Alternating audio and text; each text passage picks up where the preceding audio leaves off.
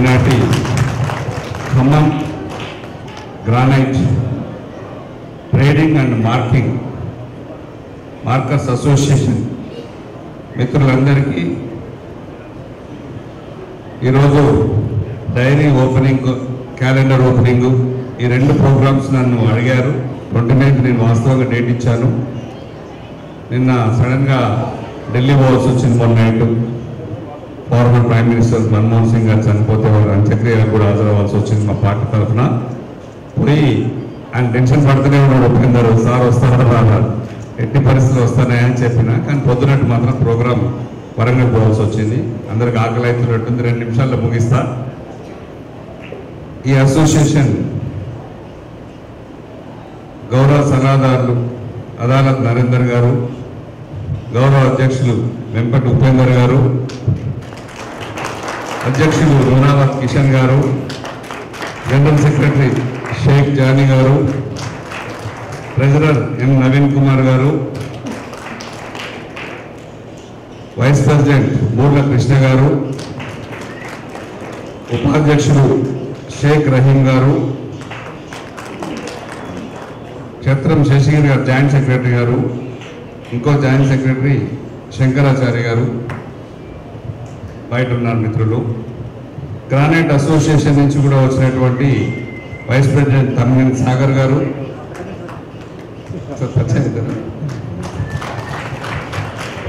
General secretary Sheikh Riyaz గారు.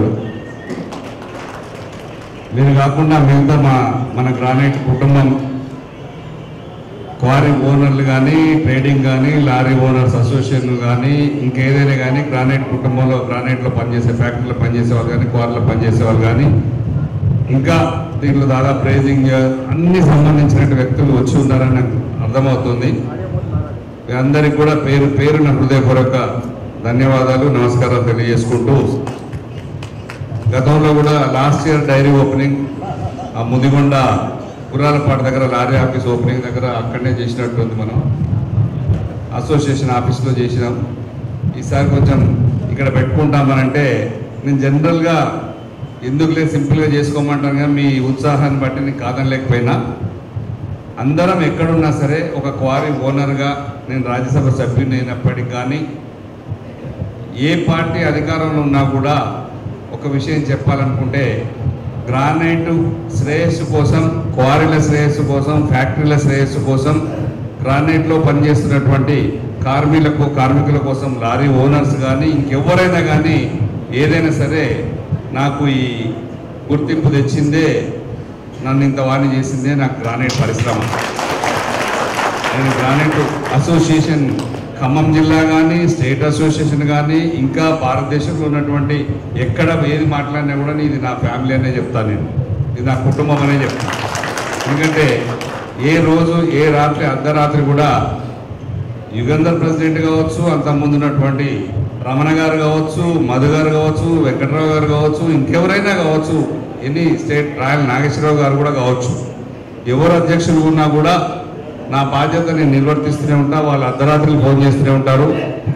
ఇక్కడ వీళ్ళ లారీ ఆపారు, వాళ్ళు లారీ ఆపారు అని ప్రయత్నం చేస్తూనే ఉన్నారు.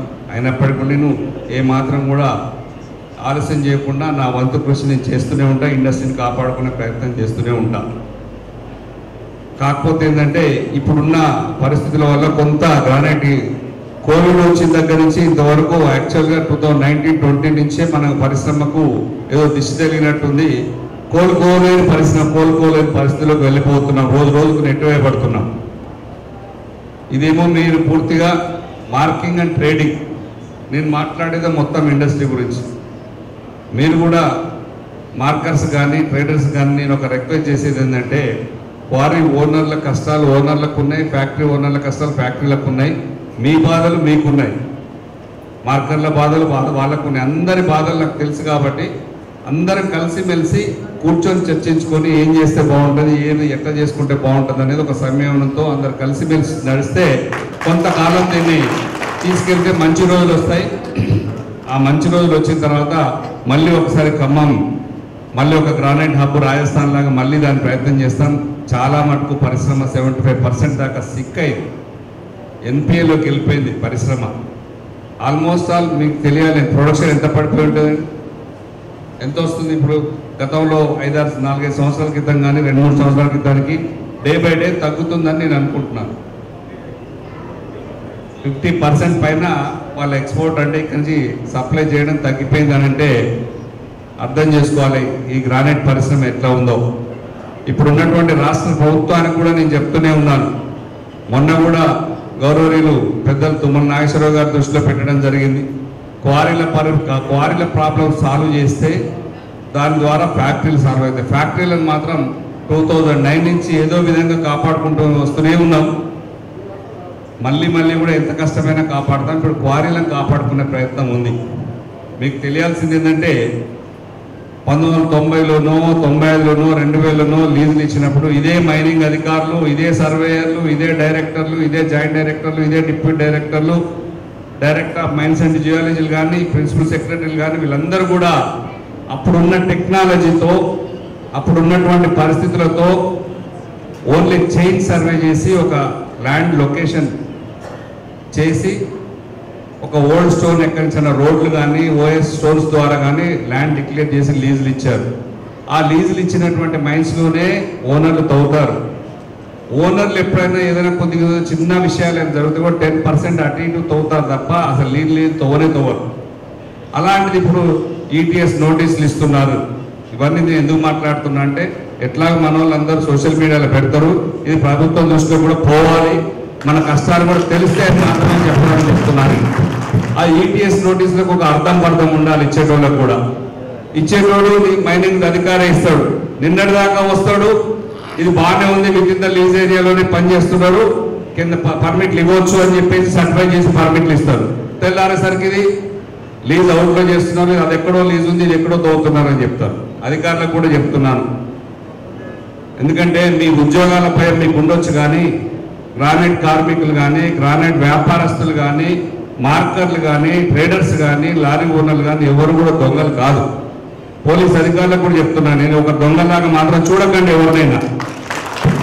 ఎవరిని కూడా ఒక దొంగలాగా చూడకండి. ఎందుకంటే మీరు బయట దేశాల నుంచి వచ్చిన వాళ్ళకు, ఇతర రాష్ట్రాల నుంచి వచ్చిన వాళ్ళకు భూములు కేటాయించి, డబ్బులు ఇచ్చి, లోన్లు ఇచ్చి, నిధులు ఇచ్చి, సబ్సిడీలు ఇచ్చి ఇండస్ట్రీస్ డెవలప్ చేయాలని ప్రయత్నం చేస్తూ 100 ఎకరాల భూములు పంచిపెడుతున్నారు. కానీ ఇక్కడ ఉన్నటువంటి కార్మికులు, ఫ్యాక్టరీలు, ఓనర్లు సొంత ఇల్లులు, ఆస్తులు తాకట్టు పెట్టుకొని తెచ్చుకొని నడుపుకుంటున్నటువంటి పరిశ్రమ. దీన్ని సొంతంగా కష్టపడి నిర్మించినటువంటి పరిశ్రమలో ఉద్యోగ అవకాశాలు మీరు బయట నుంచి తెచ్చిన వాళ్ళకి అందరికంటే కూడా ఎక్కువ అవకాశాలు వీళ్ళే క్రియేట్ చేస్తారు, వీళ్ళే ఇస్తారు.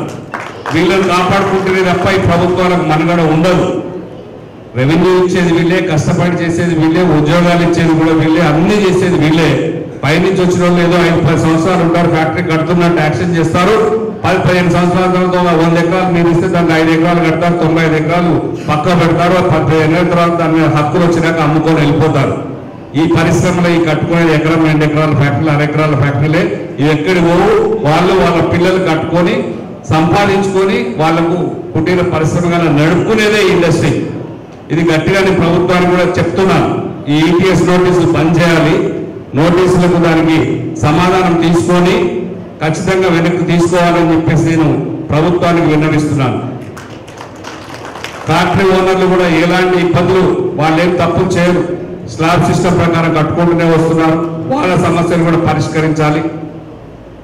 వీళ్ళేమి ఎక్కడి నుంచో పారిపోయే దొంగలు కాదు, ఒక మంచి సిస్టమేటిక్గా నడుపుకుంటారు. ఖమ్మం, కరీంనగర్, వరంగల్ ఇక్కడ ఉన్న కొద్దిపాటిదే 3-4 జిల్లాల్లో ఉన్నదే ఈ పరిశ్రమ.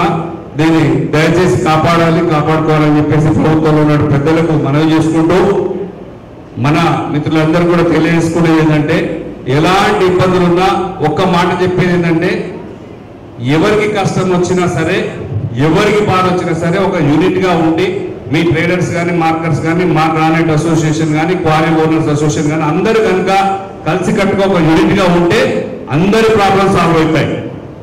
అందరి ప్రాబ్లమ్స్ సాల్వ్ కావాలంటే అందరూ ఒక యూనిట్గా ఉండాలి. దీంట్లో వర్గ విభేదాలు, వాళ్ళు వీళ్ళని మాత్రం ఎక్కడ కూడా ఉండొద్దు.